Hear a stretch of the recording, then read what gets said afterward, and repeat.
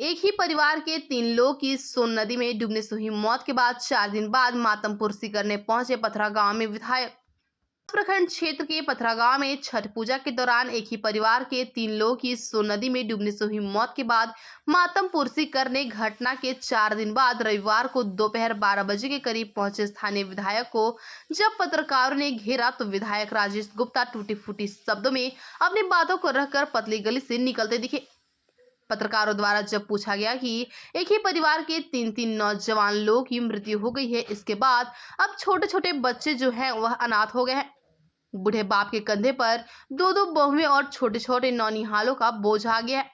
इसके लिए आखिर जनप्रतिनिधि या फिर प्रशासन के द्वारा क्या सहयोग किया जाएगा?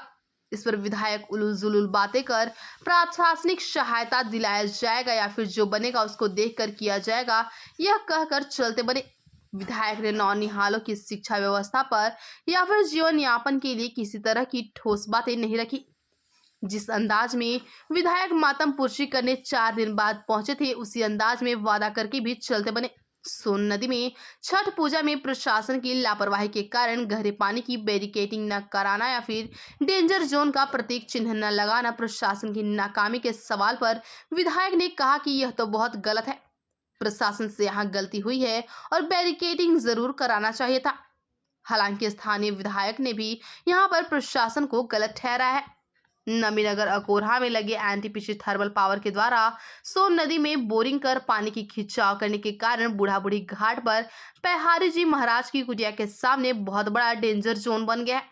विदित हो कि 20 दिन पूर्व कुटिया पर आयोजित मेले में 2 युवकों की डूबने से मौत हो गई थी, जिसका यही कारण था कि एनटीपीसी का जो बोरवेल है उसके द्वारा पानी की खिंचाव करने से वहां की पानी की गति काफी तेज हो गई है। किसी की भी डूबने की आशंका वहां प्रबल हो गई है। हालांकि आम जन का आवागमन वाले जगह पर किसी कंपनी के द्वारा बोरवेल और उससे बना डेंजर जोन उचित नहीं है। इस पर विधायक ने कहा कि डीएमसी की चर्चा की गई है, कंपनी के डायरेक्टर को बुलाया गया है, बहुत जल्द इस पर भी चर्चा कर निदान किया जाएगा। वहीं अब तक डेहरी अनुमंडल में एसडीआरएफ या एनडीआरएफ की टीम नहीं होने के सवाल पर विधायक ने कहा कि इसके लिए भी बातचीत की गई है, लेकिन जब पत्रकारों द्वारा पूछा गया कि आखिर कब तक बातचीत चलती रहेगी और सोन नदी में कितने लोगों को समा जाने का प्रशासन इंतजार कर रहा है, इस सवाल से तिलमिलाए विधायक ने कहा कि बहुत जल्दी इस पर विधानसभा में आवाज उठाएंगे। वहीं स्थानीय ग्रामीणों ने जनप्रतिनिधियों पर आरोप लगाते हुए कहा कि घटना के 4 दिन बाद भी अभी तक कोई जिम्मेदार जनप्रतिनिधि आकर इस पीड़ित परिवार के लिए किसी तरह की सहायता की बात नहीं की है।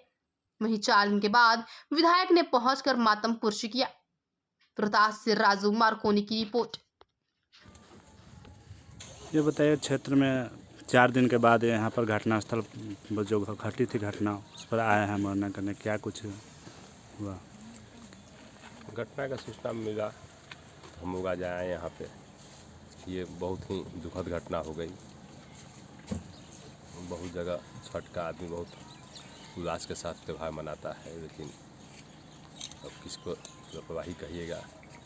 बहुत ही दुखदायी घटना है। एक ही परिवार का 3 लोगों का गुजर जाना बहुत ही दुखदायी है। इस पर क्या कहा जा सकता है। छोटे छोटे बच्चे के बाप का साया हट गया, इसको लेकर क्या कहेंगे आप? कहिए रहे कि बहुत ही दुखद घटना। अपने स्तर से क्या इस पर पहल करेंगे, क्या सहयोग देना चाहते हैं इसको लेकर? जो सरकारी मुआवजा है उसका भी अभी सीओ से बात किए। कल अपने स्तर से क्या सहयोग करेंगे? अपने स्तर से भी जो होगा हम देख लेंगे, उसके जो भी होने लायक होगा हम लोग साथ हैं। यहाँ स्थानीय प्रशासन के द्वारा क्या बैरिकेडिंग नहीं दिया गया था कि इस तरह की घटना घट गया? सोन नदी में होता है, बैरिकेडिंग था कि नहीं अब तो जानकारी नहीं है, लेकिन नहीं तो है प्रशासन के शांति समिति मीटिंग में ये बोला गया था कि पुख्ता इंतजार किया गया है और हर घाटों पर बैरिकेडिंग की सुविधा किया गया। आखिर इस तरह के घटना को लेकर क्या कहेंगे? नहीं हुआ बैरिकेडिंग? बैरिकेडिंग नहीं हुआ तो बहुत गलत है, प्रशासन का बहुत गलत काम है। बैरिकेडिंग होना चाहिए, हर जगह सुरक्षा के व्यू से बैरिकेडिंग होता है। कहीं भी छठ घाट पे जहाँ छठ होता है वहाँ सुरक्षा के व्यू से बैरिकेडिंग होता है। कितने दिन में मुआवजा मिल जाएगा इनको? मुआवजा तो अभी बात किए 2 से 3 दिन में मिल जाएगा। अच्छा, जो एनटीपीसी के द्वारा लगातार सोन के गहराई किया जा रहा है, उसको लेकर क्या क्या कहते हैं? क्योंकि क्षेत्र के डीएम से बात हुई थी हमारी और डीएम साहब से भी बात हुई थी, उसको बुलाया गया है और उस पर बातचीत होगी। पहले से जानकारी भी नहीं थी कि एनटीपीसी इस तरह का कहीं गड्ढा किया है या जो भी किया हुआ है तो ये बातचीत करके वो बोले हैं कि बताया जाएगा उसके बारे में। अच्छा, ये बताइए छठ पूजा के अलावा रोहतास जिला में एनडीआरएफ की टीम नहीं है, इस पर क्या कहेंगे आप?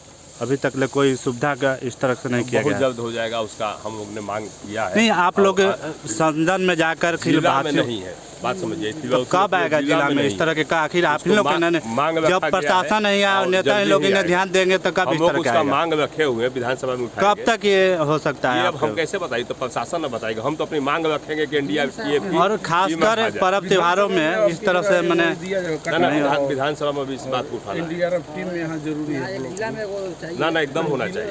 ये बच्चे के लिए कुछ कहे नहीं आप?